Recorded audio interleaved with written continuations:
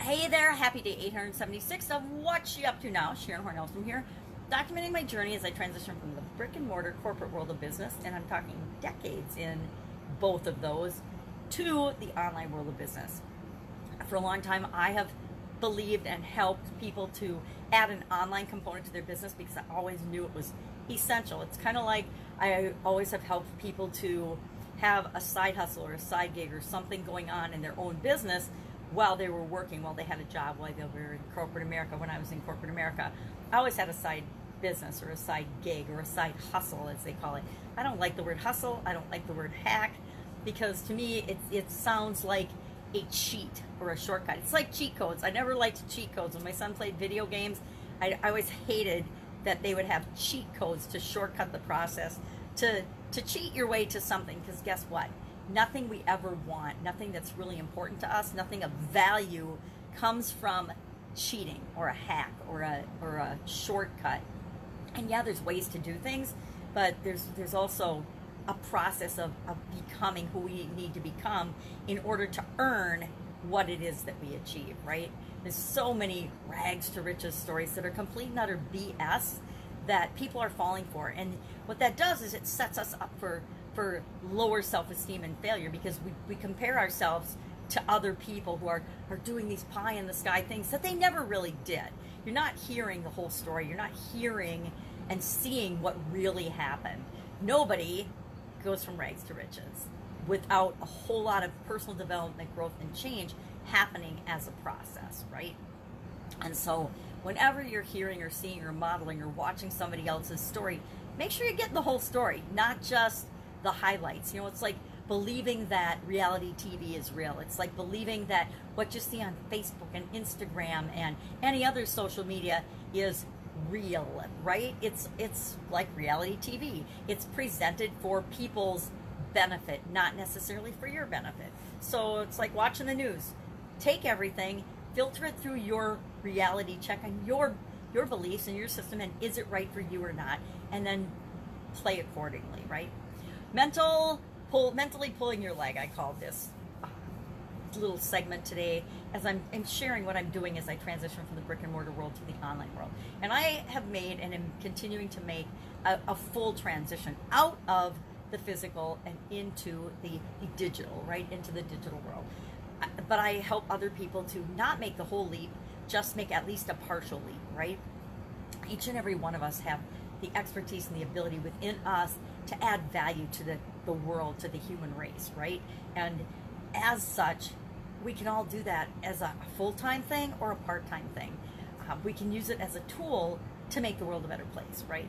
And I help people make the world a better place. I do not help people use these powers, because they can definitely be used for evil. Have you ever watched what's going on in politics or the news or the media or different industries?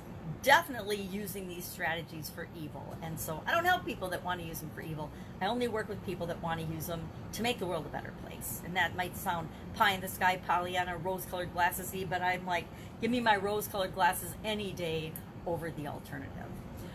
So pulling your leg was actually the idiom that we discussed and I talked about on Supersize Your Business today. And, you know, of course, pulling your leg generally means a positive intent. I pulled Goofy's leg today. Pulling your leg generally means to trick somebody, but and prank somebody, not to trick them in a mean way. Usually it's meant jokingly and in a positive way. But of course, back in the 1800s when it first came about, people actually used it as a strategy and a technique to trip people up and rob them. Think Robin Hood movies, when they knock the tree down in the path and then they'd rob the coaches or the horses going by of their treasure. Think of almost any other spoof or comedy where they trip somebody, they fall down, and then it's a ha-ha laugh, right? So we talked about pulling your leg. For Get Up and Go Challenge, day 22 of our 40-day free Get Up and Go Challenge, to get up and go and change and do whatever it is that you want in your life. And I went through it the first time. I did a 30-day Get Up and Go Challenge for the whole month of April. Since we were all in quarantine and lockdown for COVID-19, I'm like, all right, what am I going to do to not go crazy during this time period? I'm going to do a challenge, because I've been doing challenges for decades. I love them personally, and I love helping other people to use them to change their life and get results in areas of their life in days instead of years, right? I can, and you absolutely can, accomplish more in days than you ever thought possible if you give it a concentrated, focused effort.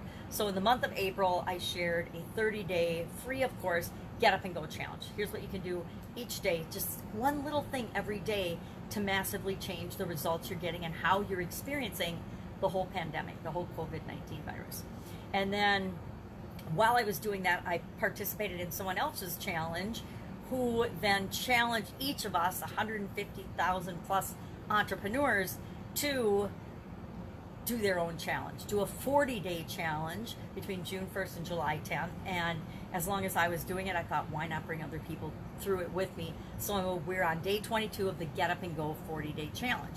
And today we're entering into, I teach everybody the SOAP process, the SOAP framework for dealing with change and dealing with challenges. Whether you call it a pivot, whether you call it a challenge, whether you call it an obstacle, whether you call it a problem, whether you call it a catastrophe, a drama, a trauma, whatever name you give to something that is impacting you, there's a positive way to work you through that, and there's negative ways to work you through that, right? And we learn in the Get Up and Go challenge what we're doing right now, and then we replace it, because there's dysfunction in otherwise we'd all be perfect, right?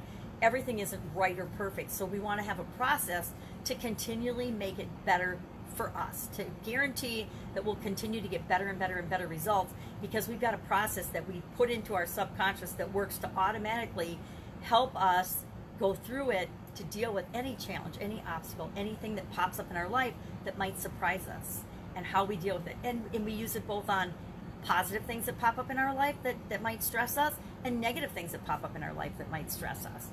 I would say the pandemic, whether it had positive impacts or negative impacts on your life or your business, it has definitely stressed out and impacted everyone that it's touched on the planet, and different ways for each and every one of us. But if I use my SOAP framework and I apply that to the pandemic, guess what? I have been getting through the pandemic actually thriving instead of suffering and struggling and just barely surviving. And you can too, but with anything, pandemic's just a big thing that we're all going through simultaneously. But whatever situation that you find yourself in, it just serves you to always have a framework to continually work on. And we already have these. We already have frameworks and processes and ways that we do things in our life. But a lot of them we've created by default. We just figured out a way to handle a situation once, and that's how we do it all the time. And I realized as I started looking at it, it's part of the original Get Up and Go challenge, how I was really dealing with change in situations. It had some major gaps in it that I needed to plug and fix in order to make sure that I was dealing with situations in the best way possible for me. And am I continually changing and improving that process and how I handle situations? Absolutely. And that's part of what the Get Up and Go challenge is about. So today I decided yesterday that I was going to go through all 7 major areas of our life, each one through the SOAP process, to demonstrate how somebody else could do it, right? Sometimes it's the best way to do something and to teach something is actually to show people yourself going through it. So I've been through, the first time I went through the SOAP model, I used my physical well-being. Then I used financial, because for me, that's the foundation of anything. If I don't have the energy and the physical well-being to do what it is that I want to do, nothing else matters. If you've ever had a massive major illness or a major sickness or an injury, you know exactly what I'm talking about. Nothing will stop you faster, dead in your tracks, than having a physical problem or a physical challenge. This pandemic is kind of like a global physical challenge for everybody simultaneously. To stop, take a deep breath, reevaluate, and look at our priorities and live our lives accordingly. I hope that people have done that. I don't know that they have. In some ways, I have not. I've missed the boat in a couple areas, but in other ways, I've used it as a huge, hey, am I really living in alignment with what I want and who I want to be? Yes or no? Some ways, yes. Some ways, no. The ways, yes, I'm continuing to do. The no, I'm working on with the Get Up and Go challenge. So this week I started, and we're going through the SOAP model with mental challenges and mindset. So this week and next week will be mental, and I consider mental and emotional aspects of our life as mindset things, because they're things that only we can control, right? Unless we go get brainwashed by someone else, and then we're letting our personal power go and letting someone else control us. been there, done that. Not with mind brainwashing, but letting other people control me, and it doesn't feel very good. So, mental, mindset. Mental this week, emotional next. And it's not really a week, it's only like a 5-day cycle that we're going through. And I realized yesterday, hey, it's a 40-day challenge. 7 times 5 is 35. We have plenty of time to do that. So since I didn't decide till yesterday, I'll have to tack an extra day on. But I always tack an extra bonus day onto my challenges anyway, so it's not like that's a big deal. And so we'll probably tack on an extra day so that I can do a live Q&A to make sure that everybody's got this and that it's really ingrained in their subconscious level to just be automatic. Hey, when I get a challenge or something pops up, I don't even have to think about soap. It just automatically runs in my life. Good morning, Kathy. So that's what we're doing with the Get Up and Go challenge. Fun challenge today. I think it was day 167. Yep, day 167. It was all about joy. Who doesn't need more joy in their life, especially now, and sharing that. And the power of when you share your joy with someone else, now it's got double the positive impact, double the impact. So share your wins, share the positive things that happen in your life on social media instead of all the negative crap that happens, right? And not in a bragging way, but just to honor yourself and other people. We so often forget to celebrate the little wins that we have in our life and the little positive things that happen because we're so busy running on to the next problem or putting out the next fire that we forget to do that. That's it. Granddaughter will be here in a few minutes, actually any minute now, so I need to pop off and wish you an absolutely amazing day. If I can help you in any way, hit me up in the comments below. Otherwise, I will do it tomorrow.